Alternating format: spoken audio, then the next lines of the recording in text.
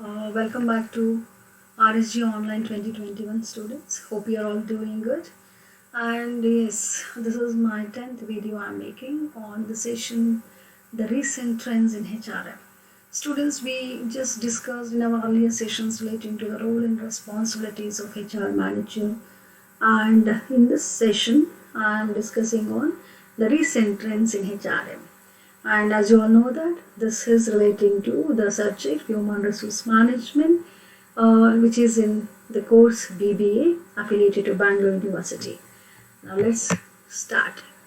Yeah, in the recapitulation under session 9, we have discussed the responsibility of HR manager as I told you just now. Let's have a quick look on learning objectives of this particular video. It provides a knowledge on the recent trends in human resource management. Please notice this. This will give you a knowledge on recent trends. We'll discuss what exactly these trends. It facilitates the understanding of the new and latest role played by the HRM in the present scenario. So there is an answer here actually. Fine. Now let's move on to the recent trends in HRM. Trends talk about the changes that may take place in the traditional practices. Now students, you just observe here, it always tells you trends means the change. Trends refers to changes. So and very clearly the change that takes place in the practice. So trend is a change in the practice. You can understand that as trend is a change in the practice, in earlier practice. The rise of artificial intelligence, growth of gig economy. Also, this thing you must be knowing that gig economy has been introduced to HR practices now, where you have what do you call it as driving shares and what do you call it as the platform, so many platforms, and it is used for HR department now, and we have the increased push towards the greater diversity has led to drive transformation and will emerge to shape the future work. Yes, and it has given you, yes, there is a diversity. You can observe the diversity. Of course, trend always gives greater scope for diversity there. Now let's look at this recent trends in HRM here. There are around 10 recent trends are mentioned here. It is repurposing the human capital. The students, please observe it here now. We used to say the human resource. Now there is a slight change. I think now here onwards in my first video, I have asked you that what do you define HRM? And in future it may be turned as HCM. That is, it need not be called as, in future we are not calling it as human resource management. Now it is changed to human capital management. So it will become HCM now. That's a change. And using technology to recruit. Yes, definitely the earlier traditional practices, you have all the interviews and everything. Now we have the video conferencing, the teleconferencing and all that. So definitely we are using the technology for the recruitment aids. Then reinvesting the talent acquisition. Even for the talent acquisition also, we are giving more importance now. We are not only investing our time in all that, we are inventing the best talent acquisition, how we can get the best that they are worrying about, that they are looking at the companies.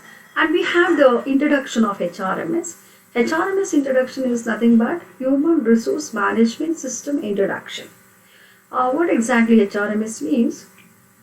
In any company, especially the human resource, how many people they are working, the both teaching and non-teaching. For example, here when it comes to the colleges, we have teaching and non-teaching, like that. In every sectors they'll have their different classes or the cadres. As per that, the HRMS gives you the complete data on their payrolls and the salary and other monetary facilities, which are disbursement of all those things.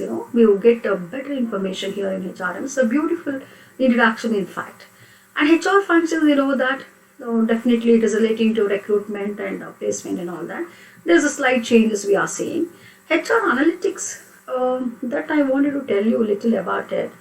Analysis means it analyzing or scrutinizing or examining or evaluating. It refers to so many other things. Now when it comes to analyzing the human resource means you get how you can have a better strategies, how you can plan better, to work better, to get better. So that is what exactly the analytics helps you to do better in future. And HR tools, as my knowledge goes, there are around more than 20 to 30 HR tools we have. If you please go through that, and I can always tell you slightly, HR tools can be used for um, recruitment tool we have, and pre-selective tools, how you are going to make it, and we have the employee ponder over, like, so wherein the employee who first recruited by the organization will have an idea, and he will explain everything, and he will mention everything, he will maintain the details, the information of his day, so that it will be helpful for the others to go through. So how it is on my first day, how it was, and all that. So that particular tool will help the other employee of the same cadre who is going to be recruited or interviewed, will have a better information of the earlier person. Like, so there are so many, this kind of tools will help us to have a better information, and yes, the needy will get a source as such. We have HRIS as one of the HR tool, wherein the information system will help us to have a better information relating so many things you can get under HR tools now. Then recruitment of integrated workforce management system. We have workforce management system, definitely helps integrated. And then remaking of performance reviews. I told you in the previous session also, the performance management, performance evaluation. We have the more explanatory sessions in the coming chapters. So there I am explaining more. Now stay tuned. And the priority engagement of an employee. So priority, based on the priority, we are going to take the help from the employees, like that. Now these are the important trends in HRM. The new HR managers. Now human resource management is, first of all, the new HR manager's role is slightly changed, and more of it is technology based now than our earlier or the traditional practices. We are using more technology. That's what I wanted to say. So they should be computer friendly, and yes, we are computer savvy. The technology is tech savvy, I should say. And then we have what is called as high performance work systems. The performance is not just like reviewed.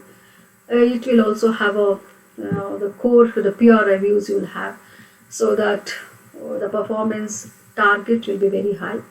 And then managing ethics at the same time is not only just going technological or making everything digital and all that.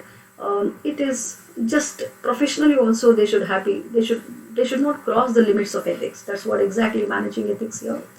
And based on the evaluation, you have the certification. Of course, every HR certification is based on the evaluation of the work or the performance they give.